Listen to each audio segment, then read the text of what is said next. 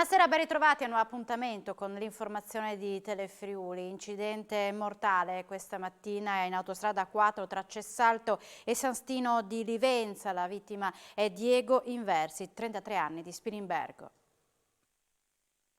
Ha tamponato il camion che lo precedeva e che dall'area di servizio Calstorta Sud si stava immettendo nella corsia di marcia. È morto sul colpo Diego Inversi, 33 anni, residente a Basiglia di Spilimbergo, che al volante della propria auto questa mattina alle 5:30 stava viaggiando in A4 in direzione Trieste. L'incidente si è verificato tra Cessalto e San Stino di Livenza.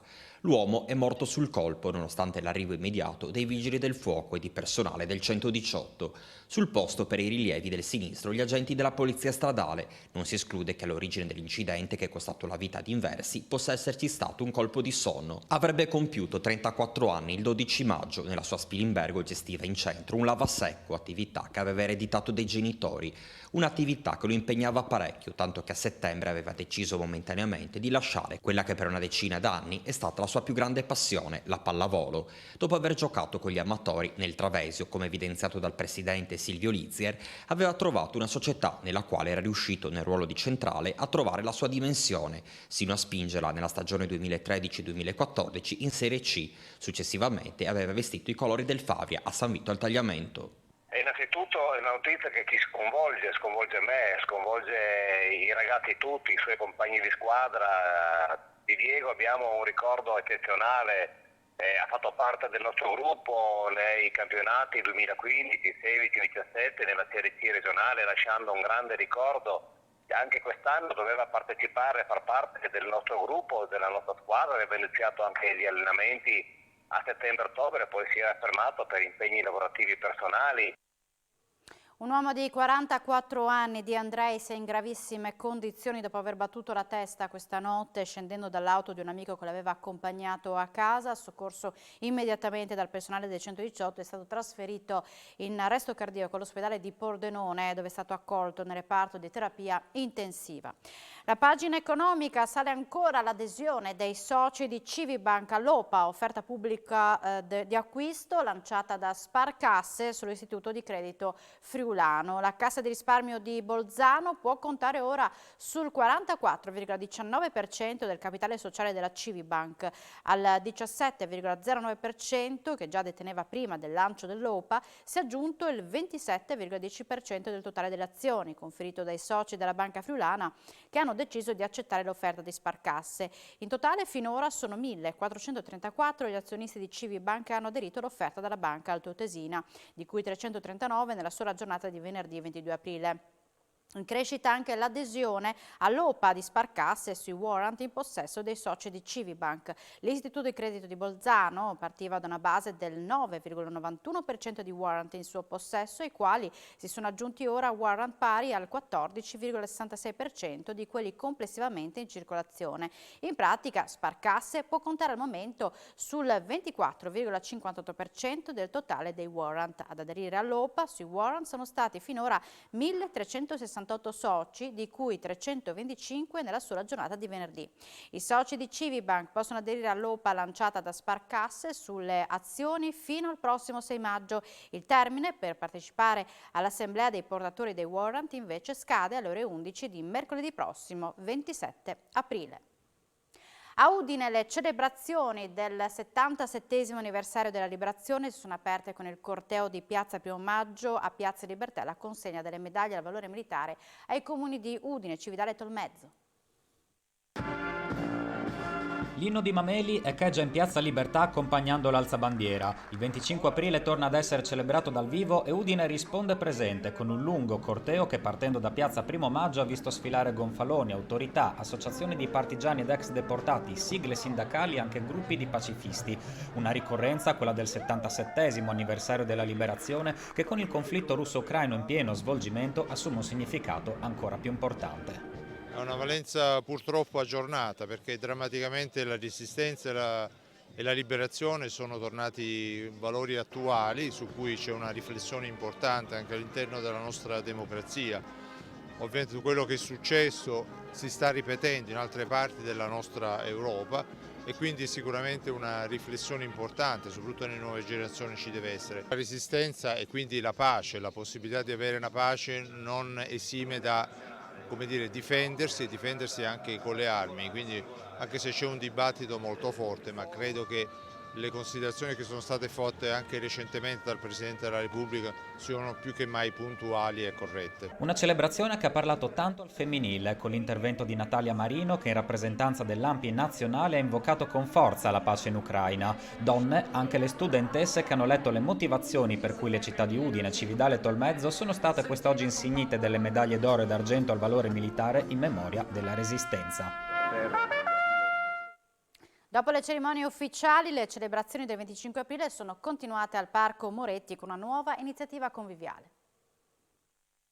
Un picnic partigiano per continuare in compagnia le celebrazioni del 25 aprile. È stato il Parco Moretti di Udine a ospitare l'iniziativa, una novità rispetto alle manifestazioni del passato. Dopo la cerimonia ufficiale al monumento alla Resistenza di Piazzale 26 luglio, dove si sono potuti ascoltare il coro popolare della Resistenza, le riflessioni dei rappresentanti del Consiglio Comunale dei Ragazzi e degli attori del Palio Teatrale Studentesco, la vicina Area Verde ha accolto tanti partecipanti alle celebrazioni. Nonostante il tempo, molte persone hanno pranzato negli stand approntati dall'ANPI sia con il cibo portato da casa sia con i cestini partigiani messi a disposizione dall'associazione, un modo per stare insieme recuperando il momento conviviale che prima della pandemia si teneva a Pradamano. Le celebrazioni hanno visto una grande partecipazione e hanno avuto un significato particolare visto quanto sta accadendo in Europa. La liberazione è un valore per noi importante perché ci ha liberato dalla dittatura nazifascista, però stiamo osservando che purtroppo in Europa c'è ancora qualche popolo che lotta per la sua liberazione perché è occupato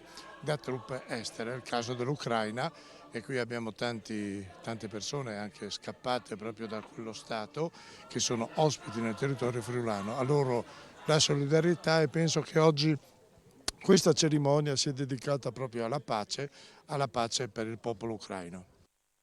A Trieste alla Risiera di San Saba, le celebrazioni più importanti del 25 aprile. L'Ucraina e il superamento del Covid, questi i due assi che hanno fatto da filo conduttore in questo 25 aprile, festa della liberazione. Alla Risiera di San Saba, dopo 2 anni, finalmente è tornato il pubblico con oltre 2000 persone che hanno voluto essere presenti. Oltre ai labari delle associazioni combattentistiche e i riti delle diverse religioni di Trieste, molto accorato l'intervento del sindaco Roberto Di Piazza. Oggi è una grande soddisfazione perché siamo tutti insieme, sappiamo quali sono i problemi di una guerra che non si pensava mai. Abbiamo passato una pandemia, da 2 anni avevamo la pandemia, finalmente c'è una positività sotto quel punto di vista. Adesso dobbiamo venirne fuori con questa maledetta guerra, insomma, questa è la realtà. Però mi fa piacere che siamo tutti uniti a ricordare un momento straordinario, quello del 25 aprile. All'esterno anche 2 proteste, oltre al popolo Novax, anche il sindacato USB contro la NATO. Dobbiamo riaffermare con ancora più forza i valori del 25 aprile, devo dire, senza ideologie che dividano l'unità del paese in questo momento. Purtroppo vedo ancora, malgrado sia passati tanti anni, troppa ideologia, troppo estremismo che guarda a un estremismo di sinistra che vuole dividere questa giornata. E devo dire, chi vuole dividere questa giornata prima di tutto fa un torto a chi ha resistito e a chi ci ha consegnato un paese democratico. Vedo sempre che c'è sempre una forte contrapposizione che viene creata anche qua fuori, ho visto le manifestazioni fuori dalla Risiera, sempre una contrapposizione che è inaccettabile il 25 aprile, deve essere un valore di tutti. I dati della pandemia, 273 le nuove positività, 2 decessi con Covid di persone di 90 e 72 anni. Le persone ricoverate in terapia intensiva scendono a 6, mentre i pazienti ospedalizzati ammontano a 157. Le persone in isolamento scendono a 23.723. Elezioni in Slovenia e in Francia con la vittoria degli schieramenti più moderati, mentre le destre non sfondano il presidente della regione Fedriga. Continueremo con la collaborazione con la vicina Repubblica. Robert Golob in Slovenia ed Emmanuel Macron in Francia, giornata di elezione ieri nei 2 paesi dell'Unione Europea dove la destra non ha vinto. Ha vinto l'Europa contro il nazionalismo, ha vinto l'Europa nonostante le paure, perché serve invece che ci sia un'Europa più forte per combattere queste paure, per combattere anche quello che sta succedendo dopo 2 anni di pandemia, un forte disagio sociale, c'è i nostri salari che non hanno più il potere d'acquisto di prima, però la risposta può essere soltanto una risposta di forte coesione europea. Soddisfazione nel centro-sinistra italiano. Ma credo sia una bella svolta, nel senso che è un capitolo nuovo, una persona nuova che sta cominciando una visione del paese, dello Stato in una maniera diversa, un imprenditore, un uomo di confine, quindi questo ci fa ben sperare che rafforzerà ulteriormente i rapporti tra Italia e Slovenia e non solo, ma anche tra Slovenia e Friuli Venezia Giulia. A livello di rapporti per il Friuli Venezia Giulia non cambierà niente. Un centrodestra che ha fatto un ottimo risultato per esempio in Slovenia, io devo fare i complimenti per come ha lavorato in questi anni il primo ministro Janša, perché ha fatto un grande lavoro in Slovenia e gli faccio in bocca al lupo a chi prenderà la guida della Slovenia, dove troverà sempre una grande collaborazione da parte del Friuli Venezia Giulia. Devo dire, se mi permettete un commento politico, che mi sembra un po' particolare che il centrosinistra festeggi per dei candidati che non sono loro, non fanno parte della loro coalizione, in Europa non fanno parte del loro gruppo, sembra quasi che abbiano vinto loro. Trieste è da tutto esaurito in questo weekend con i marinai della portaerei Truman che sono scesi in città. Alberghi e ristoranti hanno festeggiato questo weekend lungo del 25 aprile con un tutto esaurito tra navi da crociera, turisti arrivati in auto e poi la USS Truman, portaerei con quasi 5.000 militari a bordo che a turno sono potuti scendere a terra per godersi la città. Si tratta di uno scalo tecnico, quello della portaerei, per consentire il meritato riposo a chi sta sulla nave da più di un mese, per consentire quel turnover che è sempre necessario per quanto riguarda l'equipaggio e per consentire, come è stato precisato dalle autorità militari americane, di visitare il nostro paese che agli occhi degli americani è bellissimo. Al momento, nonostante il numero elevato di persone, grazie anche all'impiego delle forze dell'ordine, con un incremento di uomini, tutto è andato al meglio. Sicuramente si stanno comportando bene, abbiamo avuto pochissimi, credo 1 o 2 episodi che hanno richiesto l'intervento delle forze di polizia. In ogni caso noi abbiamo disposto un dispositivo di vigilanza e controllo collegato ai militari americani per prevenire ogni forma di disturbo alla popolazione.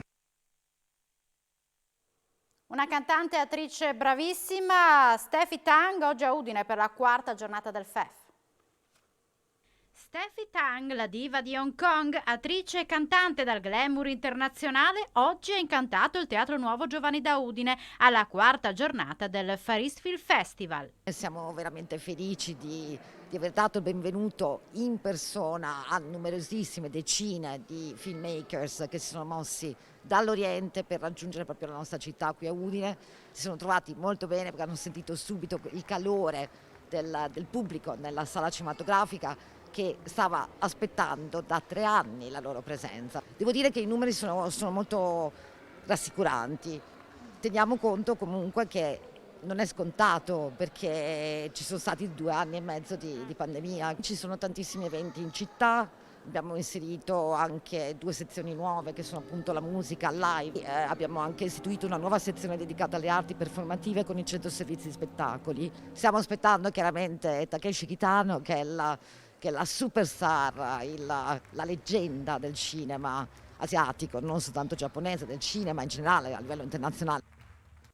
A giugno è previsto il ritorno di Zico in Friuli e avverrà in occasione della presentazione del suo libro.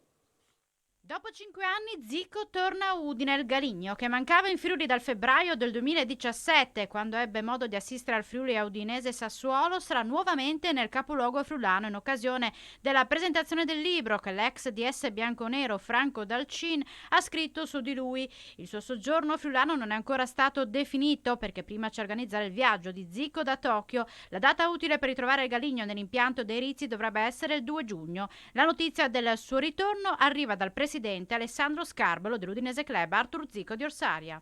Ebbene sì, posso confermarvi che dopo 5 anni finalmente Zico tornerà a trovarci qui in Friuli. Lo farà per la presentazione del libro di Franco Dalcin, lo storico general manager degli anni d'oro. Lo porterà per commentare quei fantastici anni e per spiegare come si è svolto l'affaire Zico nel 1983. Speriamo di rivederlo anche qui a Orsaria, ancora non lo sappiamo perché non sappiamo le tempistiche, non sappiamo i voli, non sappiamo quanto tempo si fermerà e quindi bisogna aspettare e pazientare ancora qualche giorno. Siamo in chiusura, grazie per l'attenzione, buona serata con Telefriuli.